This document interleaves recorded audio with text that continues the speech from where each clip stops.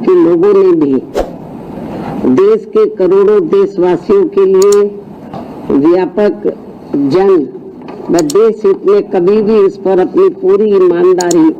व निष्ठा से अमल नहीं किया है, बल्कि इन दोनों ही पार्टियों ने तथा इनके समर्थकों ने भी ज्यादातर अपनी अपनी पार्टी की विचारधारा, सिद्धांतों एवं अपने राजनीतिक स्वार्थ के तहत संविधान में समय समय पर काफी गैर जरूरी परिवर्तन भी कर दिए हैं, जिसकी देश में एकमात्र अम्बेडकरवादी बीएसपी पार्टी कड़े शब्दों में निंदा करती है, क्योंकि देश के बहुजनों में से खासकर करोड़ों गरीबों, मजदूरों, किसानों, महिलाओं, छोटे व्यापारियों एवं अन्य मेहनतकश लोगों को यही लगता है कि शुरू में केंद्र व देश के अधिकांश राज्यों में भी काफी लंबे समय तक सत्ता में आसीन रही कांग्रेस पार्टी ने और अब बीजेपी ने भी अपनी अपनी सरकार की गलत नीतियों एवं जन विरोधी चाल चरित्र व चेहरे को छिपाने तथा लोगों का ध्यान उन पर से हटाने के लिए ही अब ये ऐसी चालें ही चलती रहती हैं, जिनका क्रम न केवल आज भी जारी है, बल्कि इन मामलों में अक्सर कांग्रेस व बीजेपी ये दोनों पार्टियां अंदर अंदर एक होकर आपस में ही मिली रहती है और इनकी सभी अपनी गलत नीतियों एवं कार्यक्रम जनता पर जबरन थोपने व संविधान संशोधन आदि मामलों में ये दोनों पार्टियां दिल में कुछ और, जुबान पर कुछ और के दोहरे चरित्र वाली नीति अपनाकर अंदर अंदर एक हो जाती है। और इस संदर्भ में खासकर आरक्षण संबंधी अनेकों मामले देश के दलितों, आदिवासियों व अन्य पिछड़े वर्गों के लोगों के सामने अभी भी ताजा है, जिससे स्पष्ट तौर पर इन वर्गों के साथ साथ जन व देश हित भी प्रभावित होता है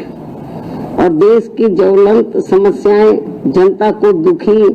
एवं त्रस्त व उनके जीवन को लगातार लाचार और कष्टदायी बनाती रहती है, जबकि इन पार्टियों को अपने संकीर्ण विचार एवं राजनीतिक स्वार्थ से ऊपर उठकर आमजन व देश हित में संविधान व उसके मानवतावादी उद्देश्यों के साथ बिल्कुल भी छेड़छाड़ नहीं करना चाहिए, ताकि अपने भारतीय संविधान की पवित्रता हमेशा बरकरार बनी रहे। किंतु इन दोनों पार्टियों व इनकी सहयोगी पार्टियों के भी स्वभाव व कार्यकलापों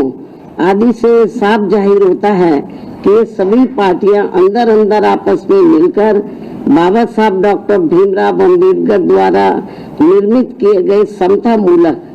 व अति कल्याणकारी संविधान को बदलकर इसे अब पुराने जातिवादी ढांचे में बदलना चाहती है, जिससे भारतीय मानवतावादी जनमानस व हमारी पार्टी कतई भी बर्दाश्त करने वाली नहीं है और इनकी सभी अपनी गलत नीतियों एवं कार्यक्रम जनता पर जबरन थोपने व संविधान संशोधन आदि मामलों में ये दोनों पार्टियां दिल में कुछ और, जुबान पर कुछ और के दोहरे चरित्र वाली नीति अपनाकर अंदर अंदर एक हो जाती है। और इस संदर्भ में खासकर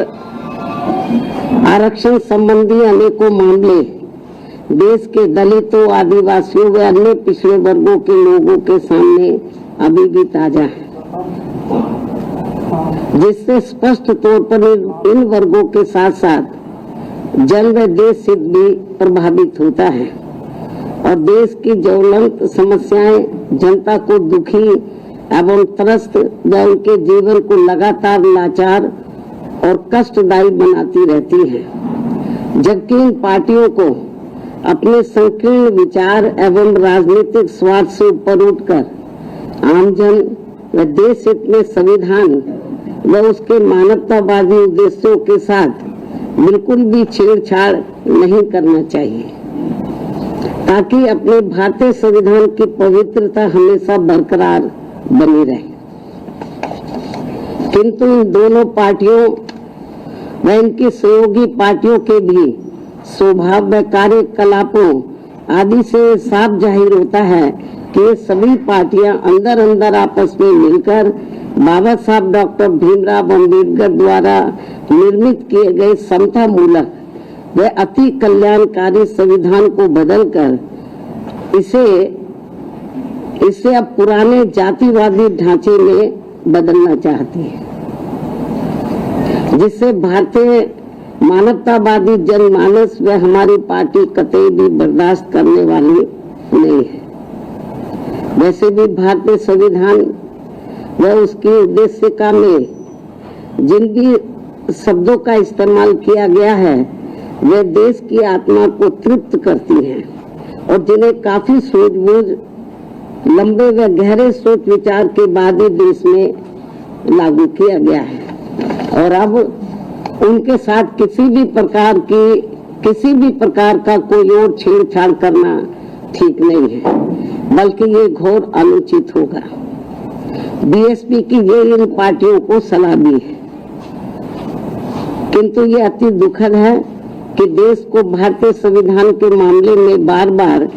ऐसी अप्रिय परिस्थिति का सामना करना पड़ता है। और इस संदर्भ में बीएसपी को इन पार्टियों के विरुद्ध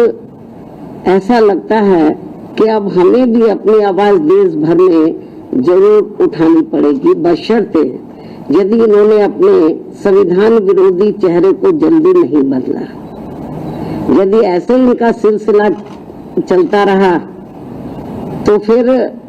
जो दबे कुचले लोग हैं, इस देश के वीकर सेक्शन के लोग हैं, खास तौर से जिनको भारतीय संविधान के तहत कुछ आगे बढ़ने का मौका मिला है, तो फिर उनको जरूर आगे आना होगा। इसके अलावा हमें ये भी कहना चाहूंगी कि देश के कई राज्यों में आए दिन भाषा के नाम पर की जा रही राजनीति भी कोई ठीक नहीं है, जबकि संविधान की मूल भावना के अनुसार सभी भाषाओं को सम्मान देना जरूरी है। भाषा को लेकर बुद्धिजीवियों के बीच बहस होना तो कोई बुरी बात नहीं है, लेकिन इस मामले में सरकारों व पार्टियों के बीच किसी भी प्रकार का टकराव होना देश व जनहित में ठीक नहीं है। साथ ही वोटर लिस्ट में भी सुधार को लेकर जो किस्म किस्म की भ्रामक बातें कही जा रही हैं, तो उसे भी केंद्रीय चुनाव आयोग को अपनी स्थिति को जरूर स्पष्ट करना चाहिए और सभी राजनीतिक पार्टियों को विश्वास में लेकर इस कार्य को पूरा किया जाना चाहिए, ताकि इस अभियान का सही मुख्य लक्ष्य हासिल हो सके। जहां तक पिछले कुछ समय से देश में कई धार्मिक कार्यक्रमों को लेकर जो जातीय उन्माद, टकराव व हिंसा की स्थिति पैदा की जा रही है तथा कई जातिवादी मानसिकता के तहत खासकर दलित एवं अन्य उपेक्षित वर्गों के लोगों का जो शोषण, अत्याचार व उत्पीड़न आदि किया जा रहा है, ये भी कोई अच्छी बात नहीं है, बल्कि अपने राजनीतिक स्वार्थ की पूर्ति के लिए आपसी भाईचारा बिगाड़ने वाली वास्तव में संविधान की सही मंशा के विरुद्ध ये कार्य होगा, तो इसे लोग बर्दाश्त नहीं करेंगे, जिससे सभी को बचना चाहिए। साथ ही बंगाल सहित पूरे देश में अब कहीं पर भी हमारी महिलाएं पूरे तौर से सुरक्षित नहीं है, ये भी बड़ी चिंता की बात है। इस मामले में भी केंद्र में सभी राज्य सरकारों को जरूर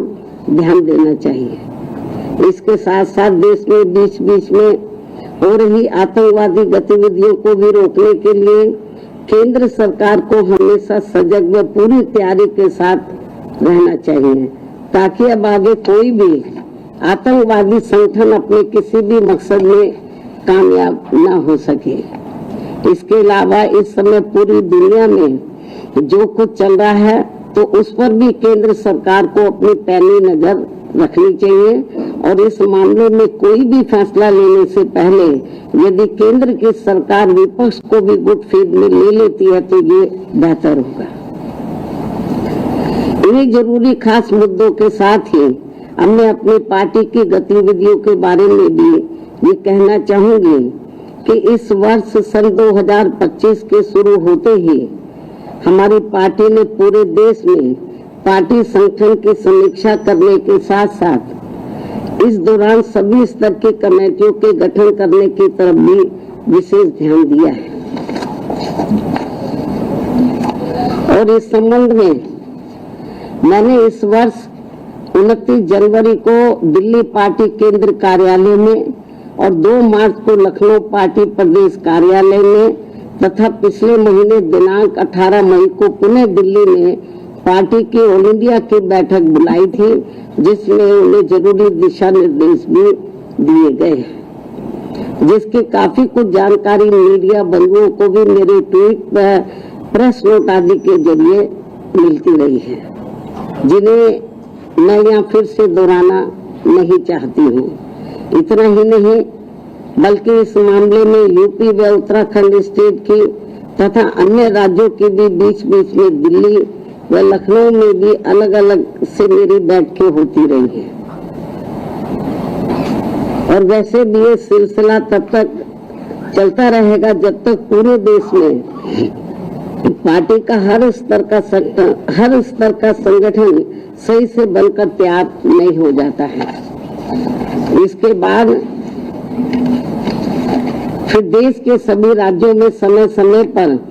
होने वाले विधानसभा चुनाव में तथा आगे चलकर देश में होने वाले लोकसभा चुनाव में व राज्यों में भी होने वाले स्थानीय चुनावों आदि में भी पार्टी की विचारधारा एवं सिद्धांतों के तहत ही पार्टी व मूवमेंट के इसमें आगे की रणनीति भी तैयार की जाएगी। कहने का तात्पर्य ये है कि हमारी पार्टी इस समय पूरे देश में अपनी पार्टी के जनाधार को मजबूत करने में पूरे जी जान से लगी है और दूसरी पार्टियों की तरह अपनी पार्टी व मूवमेंट की गतिविधियों को अधिकांश मीडिया व शोबाजी आदि तक ही सीमित नहीं रखती है, बल्कि उन्हें जमीनी हकीकत में भी अमल में होते हुए देखना चाहती है। इन्हीं जरूरी बातों के साथ ही अब मैं आपका धन्यवाद अदा करती हूँ। जय भीम व जय भारत। अब आखिर में यदि आप लोग संबंधित मुद्दों के संबंध में कुछ और पूछना चाहते हैं तो आप एक एक करके सवाल पूछ सकते हैं, वरना मैं आपसे यही रजा लेती हूँ। धन्यवाद। उसका जवाब मैं दे चुकी हूँ। जनरल अकेला इटावा नहीं, पूरे देश में ऐसे आए दिन काफी घटनाएं हो रही हैं, उसका जवाब मैंने दे दिया है। और पूछो।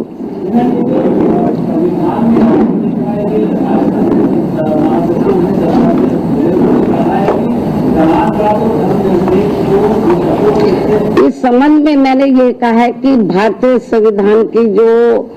मूल भावना उद्देश्य है,